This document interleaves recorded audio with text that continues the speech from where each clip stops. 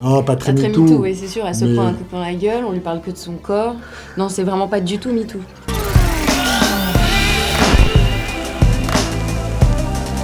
À big ball. Alors comme ça t'as été élu l'homme... Burt Lancaster, John Wayne, je vois pas c'est quoi comme film. Tu vois, toi? Ouais, je connais. Ouais. Je crois que c'est un film où je m'endors régulièrement, non? Oui, Ouais, oui. c'est ça. En fait, elle connaît, ses potes, ils adorent. Mais elle décroche très Je vite. décroche assez rapidement. C'est peut-être pas bien écrit ou... Je trouve ça sympa, mais c'est vrai que je suis pas une grosse fan. Mais j'aime beaucoup, ça me fait rire. Ça me touche, c'est les débuts de Michel. Alors c'est un film qui s'appelle La classe américaine ou Le grand détournement, comme on veut. Et c'est un film de détournement d'image, comme on vient de le voir. Et avec Dominique Mézeret, on était deux, on a fait ce film-là en 93, donc j'avais 26 ans. On a fait 3 films de détournement, c'est le 3e. Et pour des raisons qui Qui nous dépasse. Ouais, qui me dépasse complètement. Le film est devenu plutôt culte. Ouais.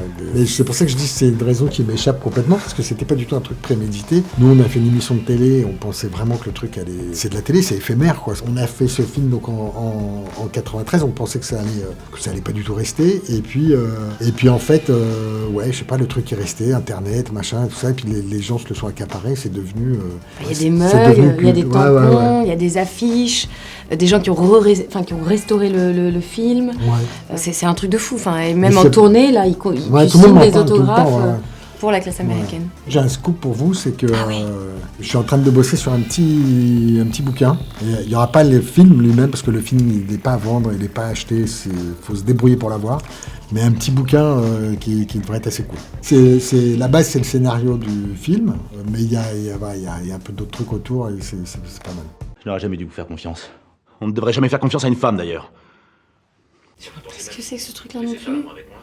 Enfin, Je connais ce film. je connais cette jeune actrice et ce jeune acteur. Ils ont pris un sacré coup de vieux. C'est bonne. Bon, bah, c'est OSS 117, le Kearney d'espion. Très très bon film. Très drôle. Ces tétons qui pointent à la moindre émotion, à la moindre brise. Ces tétons que l'on a envie de mordiller.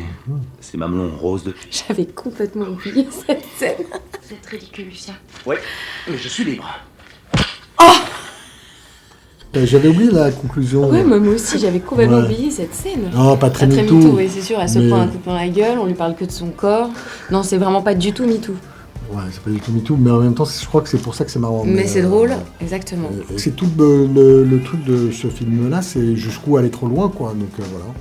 Mais si on va pas assez loin, ça marche pas. Et il y a des trucs, il faut être dans l'outrance, quoi. Donc non, je pense que, c'est pas je pense que oui, on a visé assez juste avec ce film-là. Et avec les deux, parce que si ça n'avait pas été le cas, s'il y avait eu le moindre doute sur qui parle, comment, de quoi, des vannes et tout ça, on se serait fait toper. Ouais. Donc pour le coup, on a visé juste. Ouais. En 2020, je ferais pas le même. Je ferais différemment, mais il y a une autre manière d'aller trop loin. Mais l'idée, c'est juste, voilà, qu'est-ce qui est correct, qu'est-ce qui est pas correct, qu'est-ce qui est admis, qu'est-ce qui est marrant. Les vannes, c'est beaucoup une histoire de contexte. En fait, il y a des choses qui sont très drôles à un moment donné, qui le sont beaucoup moins. Quand on regarde les comédies des années 50, on voit bien qu'il y a des trucs, bon, ça a pris un coup de vieux, quoi. Je crois pas du tout qu'on capte moins le second degré aujourd'hui qu'avant, pas du tout.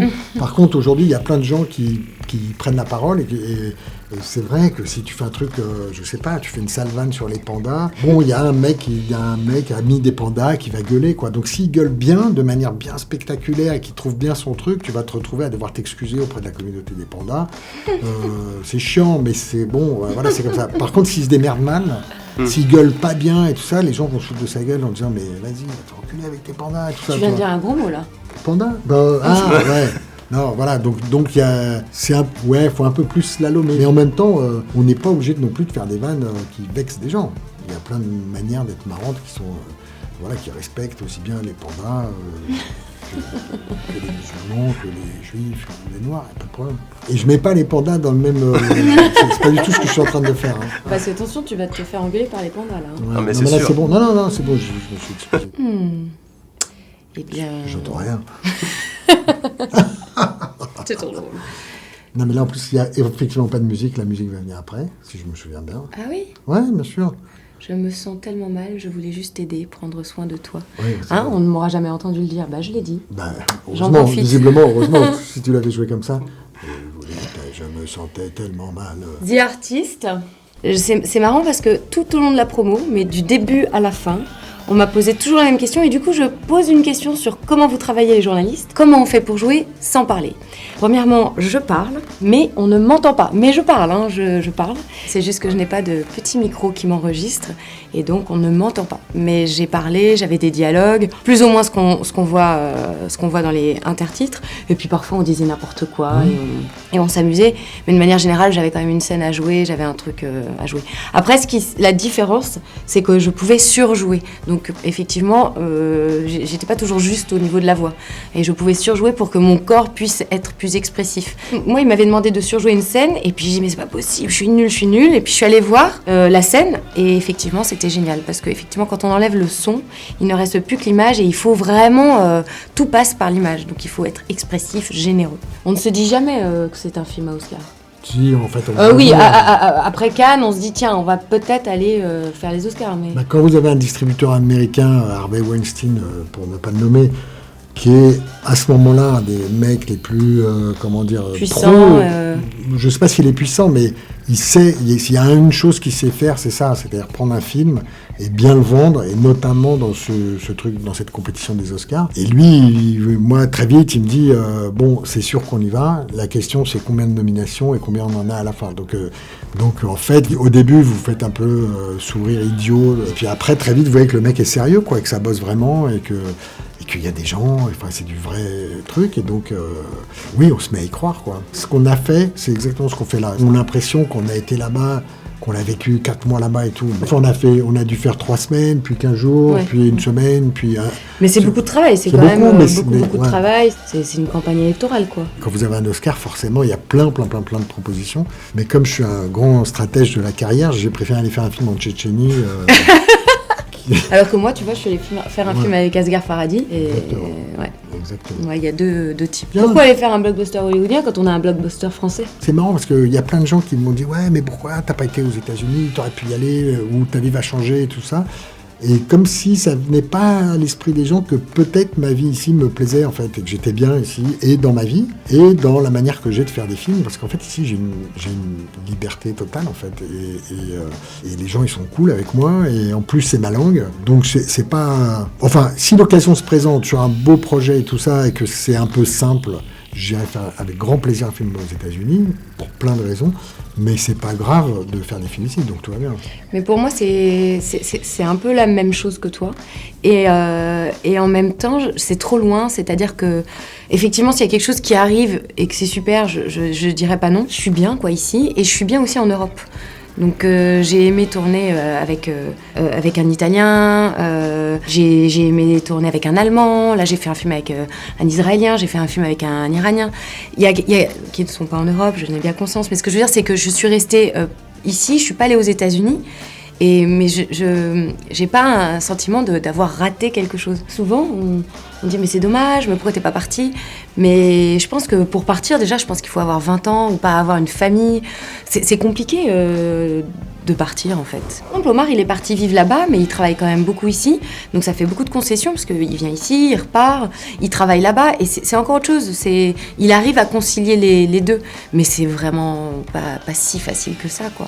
Il est l'heure d'aller se coucher là. Fais vite. Sinon il va être trop tard pour l'histoire. Alors on était où déjà ? Chaque soir, au moment de l'endormir, Au moment de l'endormir, Cette voix. avec Eurocarling Mastercard, on retrouve la Ligue des Champions. et chaque soir, J'arrive, princesse ! Le Prince oublié, Hein, donc c'est au départ un scénario de Bruno Merle et Noé Debré.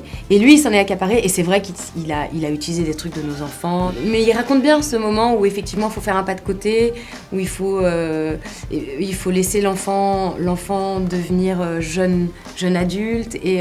Mais j'ai pas l'impression que tes enfants t'aient mis aux oubliettes. Non, pour Non. l'instant, je crois pas. Mais parce qu'ils racontent des histoires, parce que... je sais pas, mais je pense qu'ils t'ont pas mis aux oubliettes. Non, mais il n'y a pas de père qu'on me jette aux oubliettes. Personne, Après, il y a mais juste à vraiment. un moment donné, un enfant sort de l'enfance. C'est vrai que comme parent, il faut être généreux, quoi. Il faut avoir la générosité de se dire, bon, je vais arrêter d'essayer de le façonner, il faut qu'il se brûle, quoi. Il faut qu'il tombe, il faut qu'il essaye des trucs, et il faut lui faire confiance, en fait. Donc, il n'y a pas vraiment d'oubliette, normalement. Mais moi, je dirais que c'est vraiment un film merveilleux. Si vous aimez Omar, en plus, je trouve qu'il est vraiment... il est vraiment magnifique dans le film. Bérénice, François, les enfants, je trouve qu'autour, il y a vraiment quelque chose de très... Bon, en même temps, je vends mon film, c'est un peu débile, mais... Non, moi, je pense que s'il n'y a qu'une raison, c'est moi. Oui, c'est vrai. Voilà. En fait, j'ai dit une bêtise.